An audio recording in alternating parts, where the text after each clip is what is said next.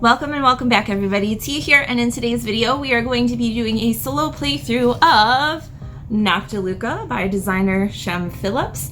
During this playthrough I'll give a tutorial about how the solo game plays, and be sure you stick around for the end of the video where I'll share some of my thoughts about the game in general and the solo mode. So here we have a solo game of Noctiluca set up and ready to play. In the solo game, we are going to be placing our workers around the board in order to collect Noctiluca of different values and rescue them by placing them into jars based on their color. We're trying to do this before the Tempest whirls around and whisks them away. So I've taken the liberty of setting up the game. I'll walk you through the steps very briefly here. We have our game board. As you can see, the Noctiluca dice have been randomly distributed, both by number and by color, with 4 of each of the dice being placed into our different tide pools. We also have our jar scoring tokens, which are stacked in 3 different colors from highest to lowest value of 8 to 2. For our deck, we're going to deal each player, aka us, 3 cards, 2 of which we'll keep and the other will return to the bottom. In a multiplayer game, we would set out jars so that people have selection of which jars they want to draft from round to round. However, in our solo game, they will form one face-down deck. We also have our workers. In a solo game, you'll have access to 6 workers during the first half of the game and 6 workers during the second half. Though in a multiplayer game, these will be split between players and they'll recall them after the first half and place them back out. In order to help us keep track of this, we have our round token, which has a 1 on it. This will be rotating around the board. And on the other side, it has a round 2 token. The last thing we have is our Tempest die, which will help to guide the AI player's choices. Our goal by the end of the game is to score more points than the Tempest. Score will be determined by the number of jar tokens you have with point values, plus there will be scoring for majorities, so stick around till the end for that. We also have some jars that have point values of 2 or 1 on them, a favorite color, which in this case is orange, so we'll get 1 point per orange Noctiluca we collect. And if we have any leftover Noctiluca at the end of the game, we'll get 1 point per 2 Noctiluca left over in incomplete jars. On our turn, we are going to go ahead, like I said, and place our worker around. What we're looking for are dice that are grouped together in a straight line that have the same value. Right now we're looking for orange, purples, a couple blue, but no green. If we ever take dice we can't use, we'll have to pass them on to the other player, which in the solo game means they go to the Tempest and score the Tempest 1 point. I'm seeing a lot of 6s and things like that. In this row, I see quite a few. So our options are to go here to access this row or here. And remember, that limits us in terms of what we can take from our other sections later on. I'm also seeing quite a few 1s here, which would get us a lot of points, but we would end up taking 1 negative for the green. I think we're going to go with a pretty aggressive strategy here and start by placing in this column. We'll take all of the die values by choice. We're choosing 1s. And place them into our jars. Once they're placed, they can't be removed or rearranged, so it's super important to make sure that you are thinking ahead about where you want them to be placed for completing jars. Since we can't use this green die, it will go to the Tempest towards their scoring for the end of the game. Now that our turn is over, we are going to start by flipping over the first card of the deck. And this shows a red token, so the Tempest will score this red 8-point token here, as well as its 1 point. So the Tempest has 9 points right now, and we only have 1, 2, 3, 4 for having orange dice, but never fear, we will catch up. The next thing that will happen is we'll roll the Tempest die, and it is a 4. So since we're pointing towards this purple section, all of the dice in the indicated value will be removed from the board. This will rotate in the direction shown. So for the first round, it will go clockwise. All right, moving on to our next turn. We definitely need 2 purple, and 2 blue would also be excellent. So let's see what we have here. We have some 6s there. We also have, that looks like our best bet. There's not a lot of purple out on the board, which isn't the greatest, but we can definitely make something work here, I'm feeling. There's some 3s here as well, but that gets us negatives. I think we'll have to go ahead and try to take some of those 6s. And I don't want to block off this spot just yet in case we need to re-access. I guess we don't really need to access this row right now. So I'm gonna go here and take, actually, no, let's keep our options open. I will take these 6s as well as this one. So we have our 2 purple dice, which will go down here, a blue die, which will go here, and unfortunately we can't use this orange die, so it will go to the Tempest. We've completed our first jar. These will be returned to the box lid. It'll score us 2 points, and we'll also get the first yellow token to go into our score pile. I'll place these here. This will be for the Tempest, this will be for us. Now in the multiplayer game, we would be able to choose from some face-up jar cards. However, in this game, we are going to take the top 2 for solo play and choose one of these to keep. So we could try to catch up in majorities with reds, or I could try to go ahead and start working on the brown pile. Now it's important to note that at the end of the game, whoever has a majority in a certain type of token will be able to flip the remaining tokens in the stack to score 1 point each. That's another thing that we have to keep in mind while we're collecting different colored jars. This one is worth more points, however. It's a little trickier to complete, but we would also get bonus points for our favorite color. So I think we have to go with that one. This one will return back to the bottom of the deck. Okay. And moving on, it is going to be the Tempest's turn. So we have another red. Oh no, that does not bode well for us. And we are going to roll our Tempest die, 5. So all of these 3 dice are going to be removed, and we will rotate this again to face the green section of the pool. Okay, so ideally getting a blue and 2 more purple would be great if that is at all possible. I do see a blue 3 and 2 blues here, but we would have to take 2 greens as well, so that's not ideal since we only have orange and purple here. See, what else could we do? Definitely need to finish this jar this round so we have more options in terms of colors of dice we can take. There's a lot of green on the board right now. So we have 2 purple 3s here, orange, green, but I would also like to get a blue. So this might be our best bet, though we will be taking some negative points. I'm not seeing any other sections where we can get a lot of, we do have 2 purples here, but no blue. Right, so I think we're gonna go ahead and go up here and take all of the 3 tip dice. So we will complete this one with our 2 purple and 1 blue. That will go into our score pile. We'll take the first available red token, and these 2 dice will go to the Tempest, unfortunately. All right, so we are going to draft our new jar card, and this will happen at the end of your turn, so we can't hold on to these green dice and place them if we get a new jar, unfortunately. We can get more purple, which is not out on the board right now. As much as I would love to take this card, which is worth an extra point, I think we're going to go with this one here. All right, and flipping the top card for our Tempest, it is a yellow. Oh no. Going for the same colors. It feels like I should have taken that brown jar from before. All right, and let's see which dice will be removed from pool 2. Oh, that's not bad. It's just 1 die.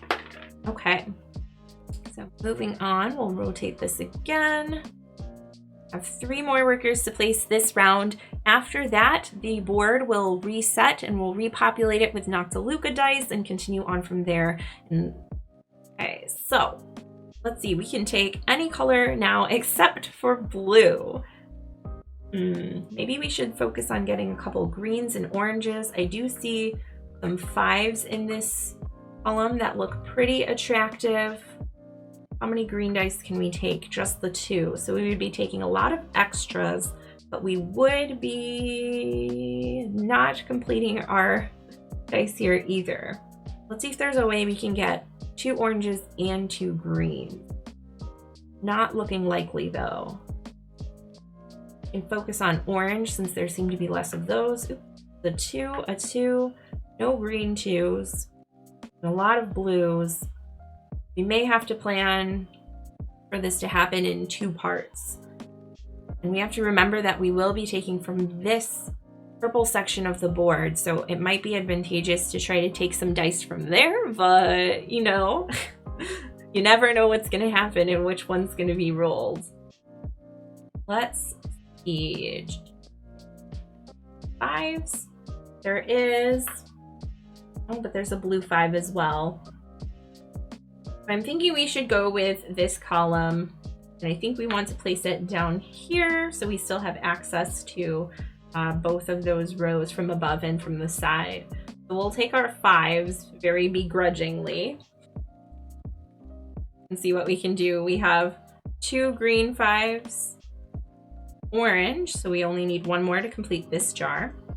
And then we have a purple that will go here and 2 points to our Tempest. Oh, it's already looking like this is gonna be an L, but we'll see what happens. Remember that we do get points for our favorite color as well, and the jars, whereas the Tempest will only score points for the tokens and dice that are placed. So fingers crossed that that works out. Okay, and it's going to take another yellow token. Oh no. The AI player can score majorities for different types of tokens though, so that is something that we are currently fighting a very losing battle on. And let's roll our die. 3. Oh, there's nothing there, so we're safe for this round. Rotate, and we definitely need an orange, potentially more orange, and some purple. Let's see what we can do with that. So we do have 2 orange and a 2 orange. There's a 2 blue, unfortunately. We have not a lot of options. The pool is really drying up here. We could also take 4s, which would give us 2 oranges and no negatives, which is definitely better than taking 2 orange dice and some negatives, right? That's how math works. So I think, oh, we could also take 2s here, which would give us a purple and some oranges. Let's do that. We'll be taking 2 negatives, but I think we need to clear out as many jars as quickly as possible.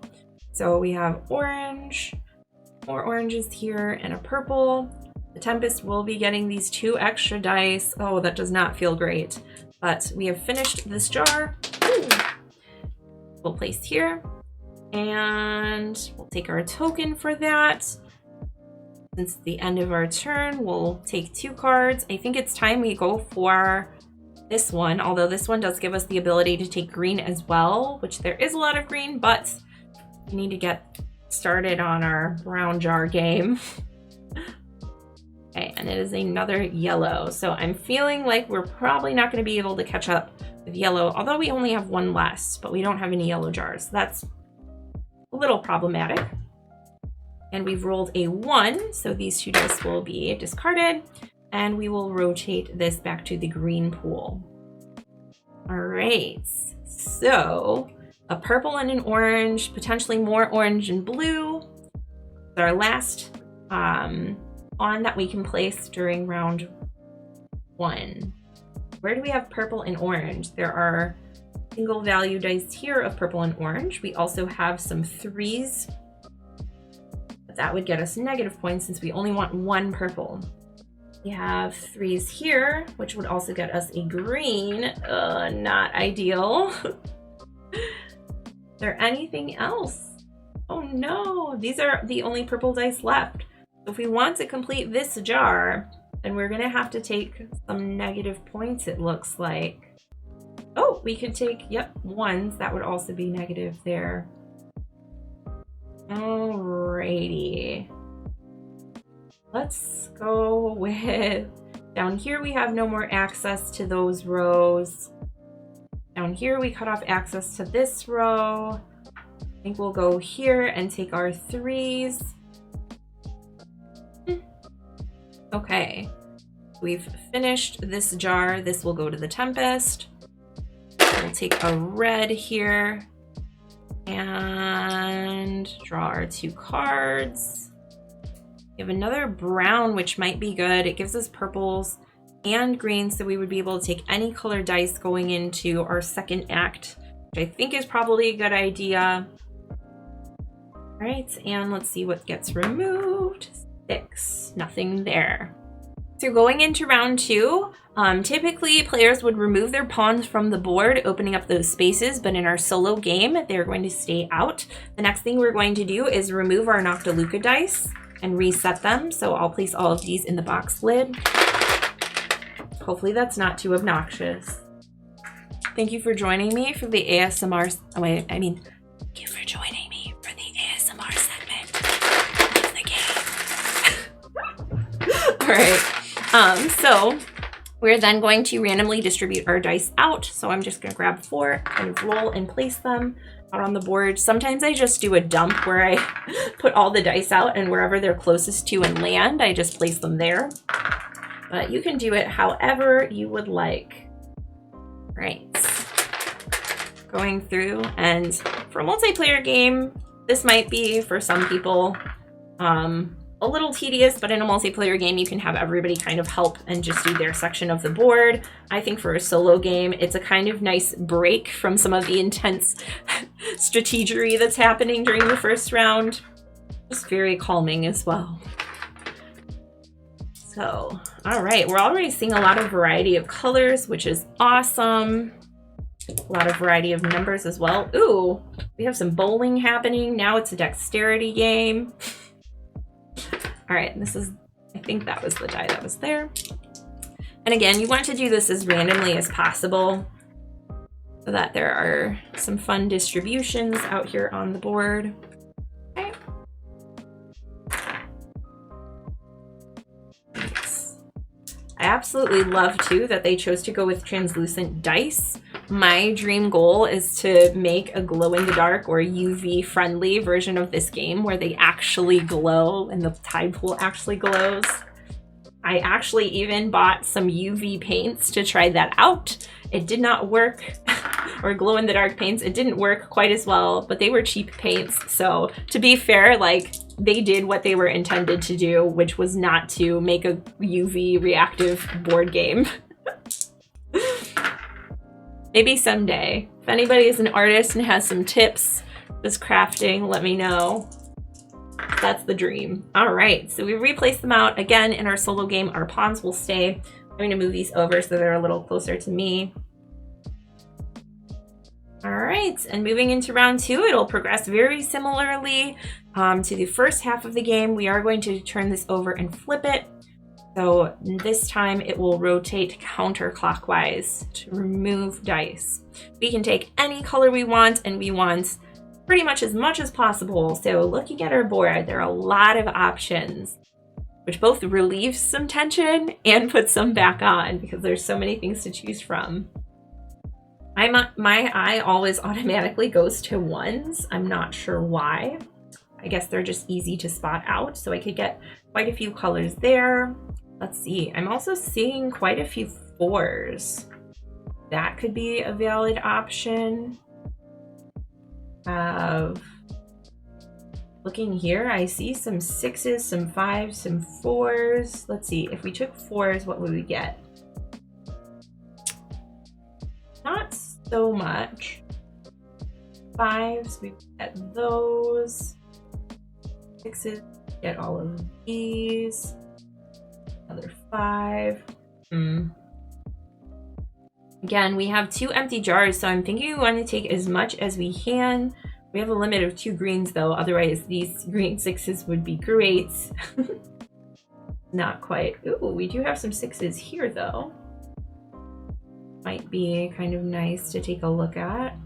Or some 2s. Ooh, there are a lot of juicy options here. I'm sure that some of you can identify these patterns much more quickly, but I know for me, anytime there is a color to keep track of and a number, that always gets my brain engaged. Not always the quickest at finding them, but definitely a welcome little puzzle. All right, I think we're going to go in this column and take all of the 6 dice. Have a purple and an orange. We also have 2 greens, which we can place here. Naturally, we're gonna make all of them face the same way. That's an important, no, just kidding. It's a rule of the game. Jokes. All right, and here we got our final orange. Okay, so we filled up our jars pretty nicely. We just need 3 purple and 2 blue now. Oh, and they're taking their first brown token. Uh-oh.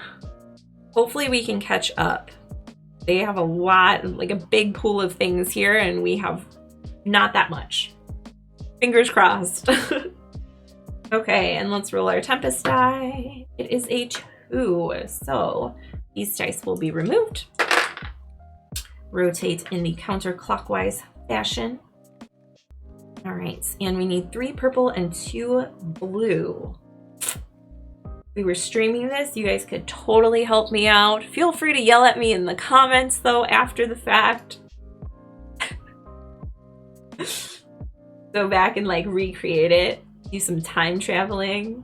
Yeah. Okay, we do have... Is there anywhere where we can get 3 purple? That's going to be my first priority in searching. There's a 5, a 5, and a 5, and a 5. So we could get all but one of the dice we need. Is there a better move? I don't believe there is. Oh no, but as you can see, we've already blocked off this row. Oh no. We can do the same thing here though with our 4s. So I think we will go ahead and do that. And we still have this open and this open for later on. So I'm not too worried about boxing myself out there. Let's take the 4s. So we are finishing our jar over here. And we are almost complete with our jar here. Etching up. Brown jars, depending on what's flipped next, I should say.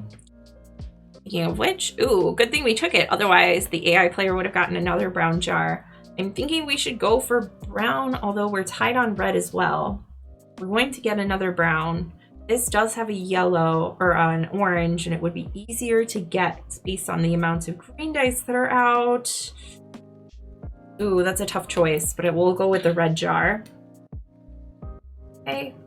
Flipping this over. Oh no, famous last words. But I mean that we should be okay with our majorities on brown then, hopefully, depending on what happens next. Let's roll our Tempest die. It is a 5. Okay. That will rotate to the orange section of the pool. We need 2 purples for sure, and a couple of each of the other colors would be great. Are there any places where we can get 2 purples? So here we can get 2 3s, but we don't get anything else. We could also go up this way for only 1 purple. Here we could get 2, 1, and a green. That's our best option as of right now. Let's see if there's any other path to victory here. I think that's our best bet. Unfortunately. So now the question is, oh, we have to do that from here. Oh, there are a lot of 1s. Again, I'm like focusing on the 1s, and I feel like probably shouldn't be focusing on them that heavily. We'll go here and take our 2 purples and our green. Yep. All right, so we finished this brown jar, which will be worth 2 points, plus our brown token, which we have our first actual majority in tokens so far this game. Let's see what cards we get. Okay, we have a brown jar and a red jar. So if we want to overtake in red, we would have to take this one. I think we're going to go for it. At the very least, it'll get us maybe 2 points for orange and 1 point for the jar itself. So, oh no, and our majority is no longer a thing. Very sad day. Okay, let's roll our die. We have a 2. So these dice, oh no, those are a lot of dice. We will rotate to our purple section. Only have 3 placements left. Oh boy. The 3 1s here would fit this jar perfectly. Are there any other places we could go to achieve that? We don't want to take purple for 1, so we don't want any purple. Let's see here. My brain is telling me just go with the 1s, but I feel like there has to be a better placement, right? But we don't want purple. That's the tricky thing. We do have some 5s, but we mostly want orange and blue and 1 green. That is very tricky. Especially with such limited selection. We could get... Oh, but we would have to take purples too if we took these 4s. I was thinking we also have some 2s, orange and blue, but I would like to finish one of these jars, so we're going to go with the 1s. Do we want to place here? Do we need anything from this column? Or do we potentially want to revisit this? This is mostly dried up. If I go here, I can't access these, which there's not a lot there. It's mostly purple. So we'll do this. Complete our jar. As you can see, the 1s are all oriented in a similar fashion. I'm just kidding. So we'll take those off. We'll take a red jar token, draw up to replace our jar. We have 2 options, which are yellow jars. We go for the one that gives us a point or the one that gives us potentially more variety with which dice we take. I think we have to go for the smaller jar since we only have 2 placements left. This is not looking good. In case, oh, yep, there we go. Another yellow. All right, 2 placements left. What can we do? What would get me the most orange dice is what I'm thinking would be a good plan. Although here we can only get 1 orange die. Here we can only get 1 orange die. Here we can get 2 orange dice, well, as a purple die, which is a negative point, not ideal. So I think we are going to see where we can also get a green or a blue die and take the least amount of purples. The 2s here, again, there's a lot of purple, so we don't want that. If I go here, we could take the 2s as well for 2 oranges and a blue. That's pretty good. For the 4s, we could take 2 orange, nope, too many negatives. Here we could take some 6s, but that's not great. All right, I think we're going to go ahead and go for the, what had I said? There was one that was pretty attractive.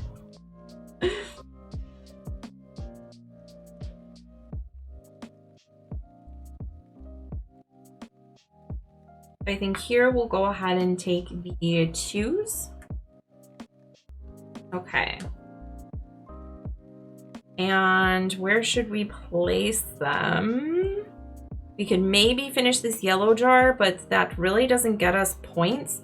I guess the next thing to check would be if we can get 2 blue dice to finish this jar. That would probably be the most ideal situation. Here we can get a 3 and a 2. Oh no. And here we can't get anything. So the next question is, can we get a green die? Absolutely. So maybe we should do that to be able to finish this jar. Okay. Flipping our card. Yep. Going to take brown. Oh no. So now we do not have a majority in the brown jar tokens. That day, that was kind of our hope because we're not going to be able to catch up with yellow, and with red we're tied as well, and we can't finish our red jars. Oh no. Oh no. Okay, that's fine. Everybody breathe. Don't panic. It's fine. We have 1 more placement after we roll our Tempest die. 3. Boop. Goodbye. Okay, final placement. We have to go here. And we definitely want to get a green die. So I could take a 5 or a 3. I could also take a 5, 3, and a 5. That would get me a negative point though. If I take the 3, I also get a purple and an orange, which works out because orange gets us additional points. So I think we are going to, I think we'll just go the very boring route and take a single die here so that we don't give the Tempest any negatives. It'll just make scoring a little cleaner. So should we take a 5 or a 3? Decisions. We'll go ahead and take the 5. Place it here. Finishing our jar will get us a yellow jar token. And we would technically get to choose our next jar, which I think we would probably go with red to try to finish up those majorities. We'll flip our last card for the Tempest, which is yellow. We weren't going to win that one anyway. And we'll roll 5. So all of these the single die will be taken away.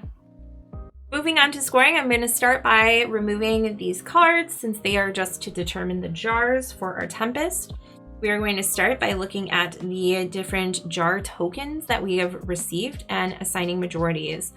So yellow, our Tempest definitely has 5, whereas we have 3. They're going to take any of the remaining ones, they'll flip over and be worth 1 point each. For brown, they have 3, we only have 2, so they will get all of these as well. And for reds, they have 3, we have 3. In the case of the tie, you're going to split them as evenly as possible and discard the rest. So since there are 4 here, we'll assign 2 to the Tempest and 2 to our score. All right.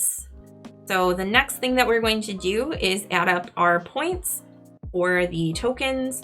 I like to personally group them in 10s. So bear with me here.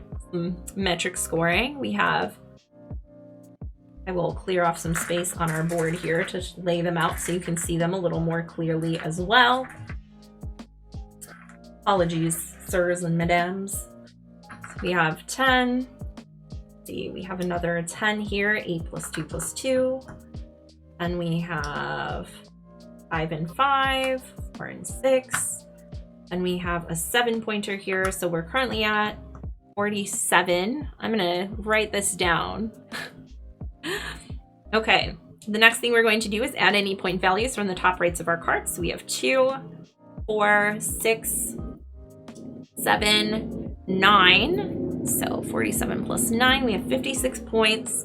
We are then going to look at our delivered jars and score 1 point for our favorite color, which if you remember is going to be orange. We have 1, 2, 3, 4, 5, 6, 7, 8, 9, 10, 11, 12, 13, 14, 15. That's not bad. We're at 71 points. The last thing we'll do is if there are any leftover Noctiluca dice on our undelivered jars, they'll be worth 1 point for each 2. However, we don't have any. So we're at 71 points for our score. Now we're going to go ahead and take a look at the Tempest score. If we've scored more points than them, we have 1, although I have a sneaking suspicion that we may not have. So let's go ahead and assign some of these out. We have 10 there, 20, 30. Oh no. We have 40, 50, and 60. And remember, these are worth 1 point per each die. So 60, 1, 2, 3, 4, 5, 1, 70, 81. So they beat us by 10 points, 81 to 71. Yes. All right. So not the closest game ever, but I definitely think going for maybe some of the smaller jars could have helped to get more of those point majorities, or just really hunkering down and making sure I had majorities on the brown jars perhaps, or not going for as many yellows. So there are definitely a lot of different strategies and things we could have employed, but that is our final score, 71 to 81. Congrats, handshake. I mean, well, like elbow bump, I don't know. What's the acceptable social norm now as far as congratulating someone? So there you have it. That is a solo playthrough of Noctiluca from Z-Man Games. Now there are a couple of things about this game and that may not rise to the surface on first glance. So if you're not already convinced that you want to try this game, my personal mission during this review is to address some of those things and convince you otherwise. The first of which we'll start off with is that the gameplay feels very abstract. And while yes, the mechanics of them in and of themselves feel abstract, I think the attention to detail and how they tie together with this really inventive and unique theme are very on point. And this is all facilitated by this gorgeous artwork and graphic design from Brie Linzo. I love the deep blues, how they pull you in, but you have the bright pops of neon and the shininess. The component quality is really excellent, and how it looks on the table with the translucent dice, it invites you to immerse yourself and feel like you're wading around in the pool looking for lines of sight of those glowing critters and scooping them up in your jars. Theme is not something or immersiveness is not something that I tend to look for in a game, but this one, whether I want to or not, I always feel like I'm there. So I think that this is a really nice way of putting some streamlined, more abstract mechanics that are easy to teach into a game that has a very attractive package that's very welcoming. The next thing in terms of the mechanics are that you may be thinking, oh, but on each turn you're putting down a worker, collecting guys, and placing them in jars and switching them out. It seems like you're doing the same thing over and over and over again, and you are. However, the arc of the game and the tension from round to round really gives this game a lot of engagement throughout and makes it feel fresh and new. As you're placing your workers around, I love the idea that those spots are drying up, and you need to constantly be shifting your position. So at the beginning, it feels very calm, relaxing, but the tension builds towards the end of that first act, and then it releases and builds again to the second act, where you have then that added layer for the finale of supply and demand. Which jars are most people going for? They'll be less valuable for people who have majorities, and so on and so forth. So I think Shem Phillips is great at doing this, taking very basic mechanics like worker placement and finding new inventive ways of employing them in his games. That was one of the things I loved about Raiders of the North Sea when I first played it, or Architects of the West Kingdom. And though this is a very different game in theme and in scope, I find that some of those really clever mechanics are making their way into Noctiluca as well. The last thing I want to address in this review is the replayability. Again, because you're doing the same thing from turn to turn, you're doing the same thing from game to game, there are 20 modules and mini expansions that you can add in, right? But the replayability of this game, for me personally, I have found is very high. And the reason why is because it's easy to teach, but there's a lot of depth of strategy here. And especially when I'm playing solo, it's always a close game. It's appropriately challenging to where I'm defeated, but I know that if I play one more time, that I can learn something new and make a comeback.